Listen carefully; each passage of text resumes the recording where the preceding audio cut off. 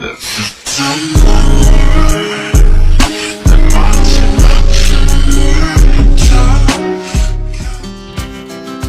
rise like tall buildings as the chemicals they take. 𝐈 finally inquired something about Jungkook and Hwayeon's marriage that night. Hwayeon's father had owed high debt from usury and the deputy sold her to the Juliet Club. She encountered Jungkook after she escaped and she begged Jungkook to save her. To one's surprise, Hwayeon took the pregnancy test report and went to the John's house 2 months later. The John family was a highly prestigious family and they exceptionally cared for their reputation. Since they refused to make the matter worse and caused damage to their reputation and Hwayeon had gotten pregnant, they let Jungkook marry Hwayeon. Yet the child was suddenly gone when they got married for less than 2 months. It was all a show put up by Hwayeon from the beginning. Being drugged in the Juliet Club, encountering Jungkook, forcing him to marry her with fake pregnancy, all she wanted was to get married into the John family. The John family did not like Hwayeon in the first place and their disgust towards her grew even more when the fake pregnancy issue was exposed. Their attitude towards Hwayeon has been apathetic. No wonder Jungkook was so mad this time. It turned out she had made a huge mistake. Hwayeon waited for another few days after she went back, yet she still did not receive any message from Jungkook.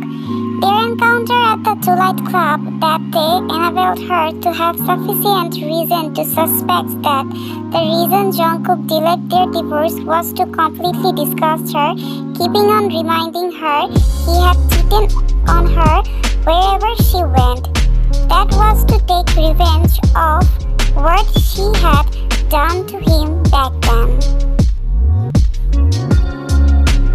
Jungkook was patient to delay the matter, yet Hwayeon could not waste her time and energy on that anymore.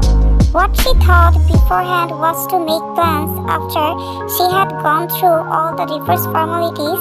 She still needed to live her life, and she did not want to sit and wait there anymore.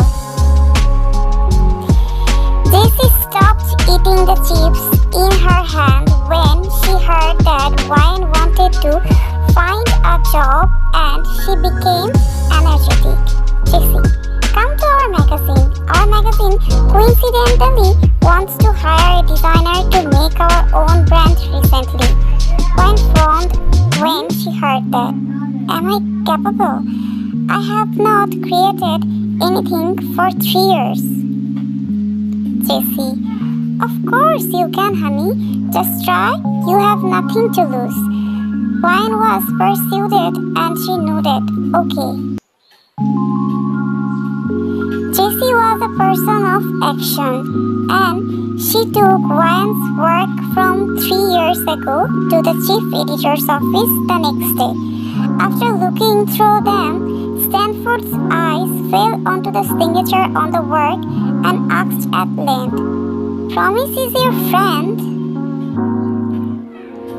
Jessie, yes, she's really brilliant and her design was awe-inspiring. We won't suffer loss if we hire her. Stanford certainly knew how brilliant she was. Yet Promise was like a short-lived flower in the jewelry design industry which vanished after blooming for a moment. Someone said she had been out of ideas after receiving award and could no longer design new things.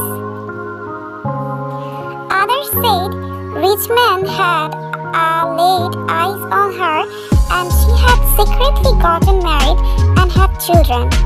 Anyway, there were all kinds of rumor. It was just that one surprise, she had actually come back after 3 years' time, when everyone had forgotten about her. Stanford, does she have time tonight? of her when he said that, and she instantly nodded. Of course, I will inform her now. Ryan had quite a nice chat with Jesse's chief editor when they were having dinner. Although she had kept on claiming she had not picked up the drawing pencil these 3 years, Stanford still replied he was okay with that.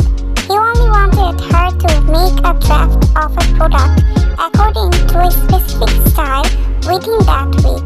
If the boss thought there was not much problem about that, they would officially hire her.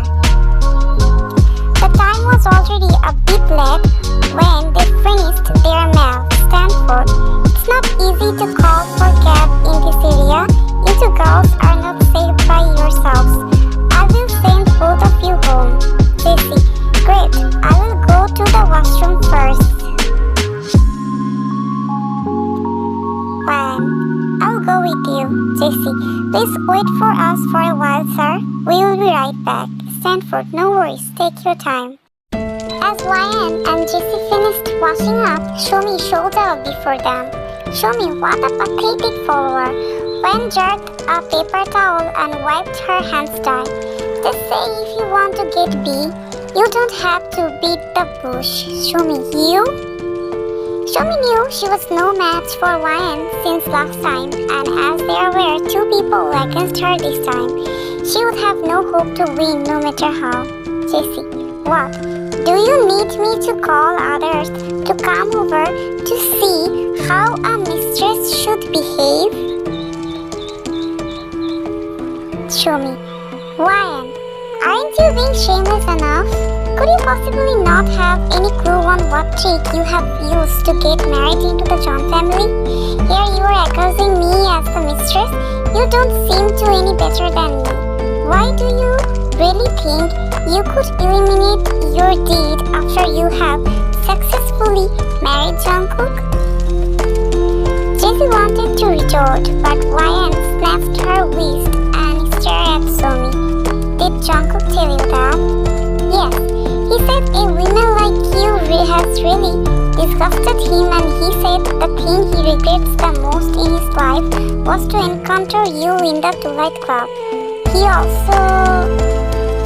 Shomi stopped speaking more as she became scared when she saw Ryan's expressionless face. She took a step backward with the alert to avoid her again. Yet to her surprise, Ryan didn't say anything and did not intend to hurt her. She only tossed the used tissue paper into the dustbin and left. Jessie quickly followed her when she saw that. Jessie, don't take that women's words to heart. The guy is a bee and the woman is a shameless bee. They don't worth you getting mad at them. Before she finished her words, Jessie saw the man whom she called B just now standing not far away at the front, and he was chatting with someone. Ryan seemed to not notice him as she walked past without taking a glance. Chayanu could sense a murderous aura coming from behind, and he could not help but turn. He was baffled when he saw the woman who was coming closer. Yano, isn't that your wife? Why is she here? Jungkook looked up and his eyebrows unnoticeably wrinkled. Impatience flashed across his dark eyes.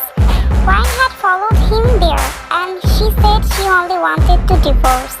When had this woman become more and more calculating? As Jungkook wanted to speak coldly when he saw her approaching, Ryan did not glance at him, and she did not intend to stop walking. She passed by him quickly like a breeze without an expressionless face.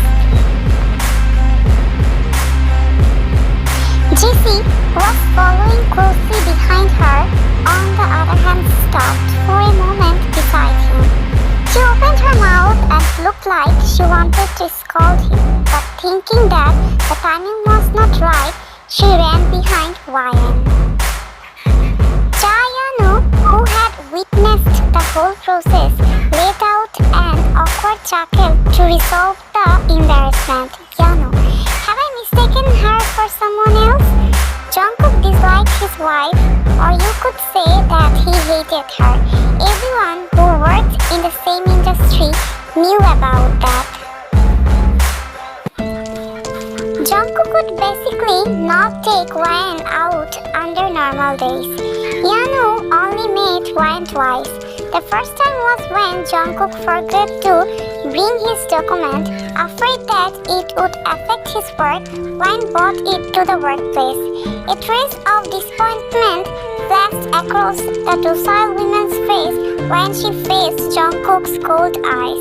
Yet she did not make any complaint and she looked obedient and understanding. Another time was during the birthday feast of Mr. John Sr., the old man of the John family, which was also the second year of marriage between Jungkook and Ryan. No one from the John family liked her, and no one introduced her to the guests. That night, Ryan looked like a non-paid housemaid that was hired by the John family.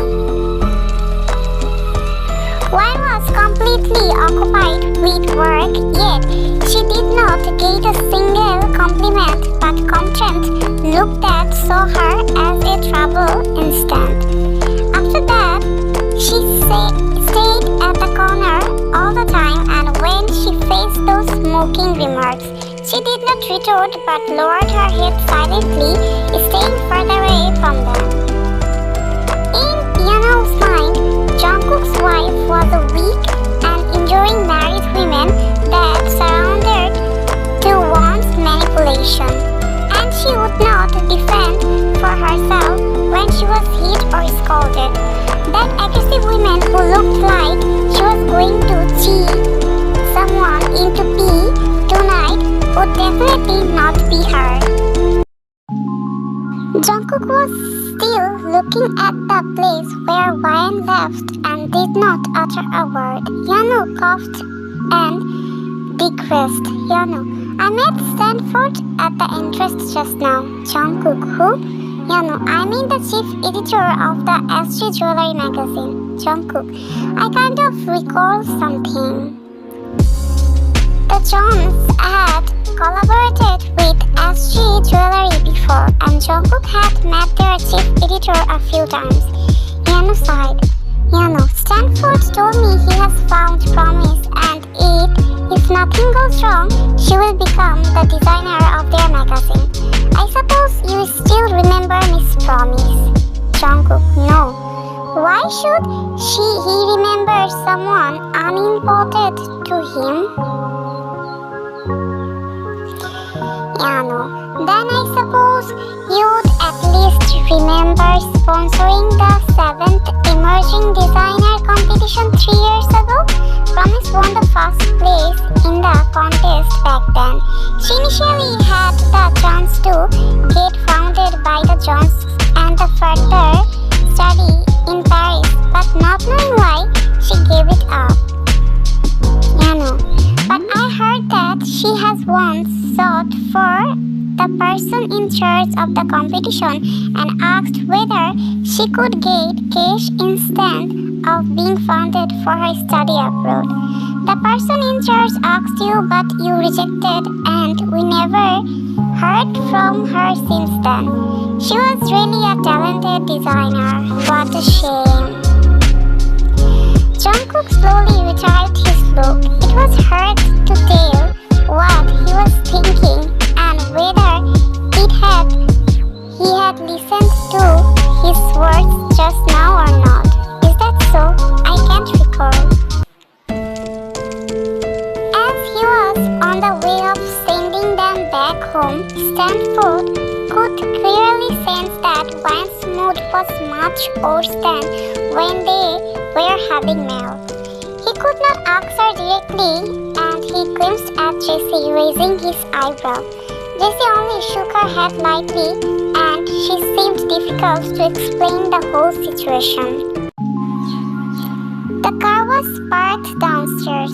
Stanford, Miss Lee, I look forward to your work and also our collaboration. Wine had quite calmed down meanwhile.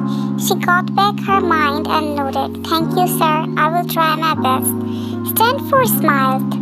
Then I will not waste your time any further. Get inside. We will see each other next week. After reaching home, Jessie asked, Wyan, are you still mad about those two? Wyan was slightly absent-minded. She responded after 2 seconds. No, I'm thinking about the design. The topic Stanford gave her was first love. Jessie said that was the first series they proposed after hiring designer and the main customer targets were young people. Therefore, the design this time was quite important to them. Yet to Wyan, the word first love was too far away from her and it had already gone blurry. The kind of excitement that only existed when she was with the person she loved had already eroded until nothing was left during her 3 years of marriage with Jungkook. Jessie, speaking of this, I wanted to ask you, have you not stayed in contact with Jimin anymore?